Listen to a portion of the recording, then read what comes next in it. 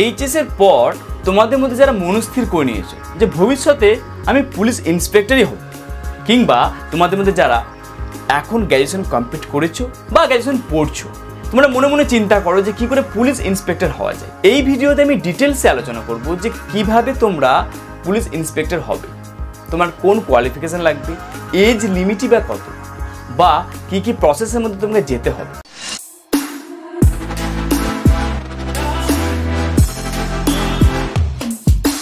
ইন্ডিয়াতে পুলিশের দুটো ক্যাটাগরিজ আছে, একটা হচ্ছে গ্যাজেটেড অফিসার, একটা হচ্ছে নন গ্যাজেটেড অফিসার। গ্যাজেটেড অফিসার কারা? এসপি, ডিএসপি যে পদগুলো আছে, এই সমস্ত পদগুলো হচ্ছে গ্যাজেটেড অফিসার। এবং গ্যাজেটেড অফিসার হওয়ার জন্য তোমাকে ইউপিএসসি এক্সাম দিতে হবে। এটা এখন থাক, পরে আলোচনা করব।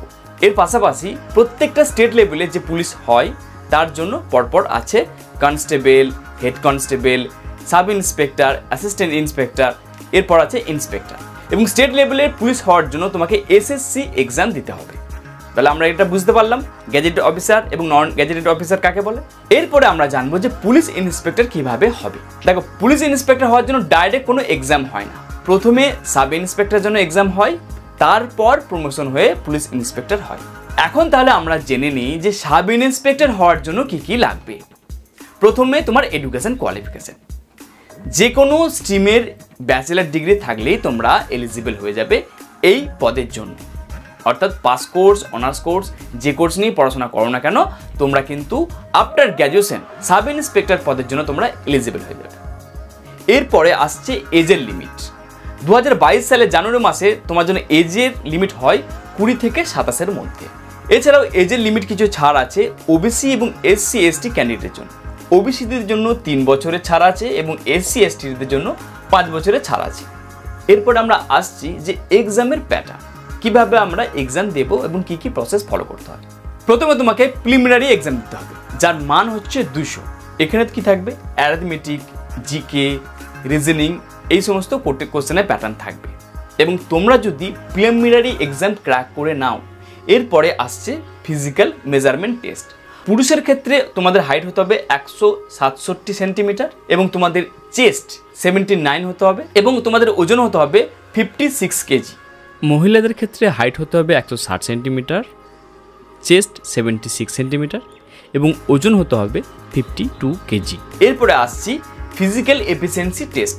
তোমরা যখন প্রিলিমিনারি এক্সাম ক্র্যাক করে নেবে এবং তোমাদের যদি ফিজিক্যাল মেজারমেন্ট ম্যাচ করে যায়, তাহলে তোমাকে দিতে হবে ফিজিক্যাল এফিসিয়েন্সি টেস্ট, যেখানে তোমাদেরকে পুরুষের ক্ষেত্রে 800 মিটার দৌড়াতে হবে 3 মিনিটের মাথায়। মহিলাদের ক্ষেত্রে 400 মিটার দৌড়াতে হবে 2 মিনিটের মধ্যে। এরপরে আরেকটা তোমাদেরকে এক্সাম দিতে হবে, যারও মান হচ্ছে 200, ফাইনাল এক্সাম। এবং ফাইনাল এক্সাম তোমরা ক্র্যাক করার পর তোমাদের পার্সোনালিটি টেস্ট হবে, যার মান হচ্ছে 30, এবং ফাইনালি তোমাদের একটা মেডিকেল হবে। এরপরে আসছি যে কত স্যালারি তোমরা পাবে। 32,000 থেকে 82,000 স্যালারি পাবে তোমাদের পে স্কেল অনুযায়ী। আশা করি পুলিশ ইন্সপেক্টর সম্বন্ধে গোটা ইনফরমেশনটা তোমাদেরকে দিতে পেরেছি।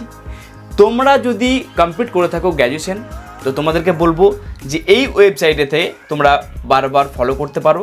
তোমাদের ওয়েবসাইটটা আমি ডেসক্রিপশনে দিয়ে দেবো, বা তোমরা এখানে দেখতেও পাচ্ছ www.wbpolice.gov.in। তোমরা যদি এরকম ভিডিও আরও পেতে চাও, অবশ্যই আমাকে কমেন্ট করো, সাবস্ক্রাইব করতে ভুলো না। পরের ভিডিওতে আবার দেখা হবে। Thank you very much.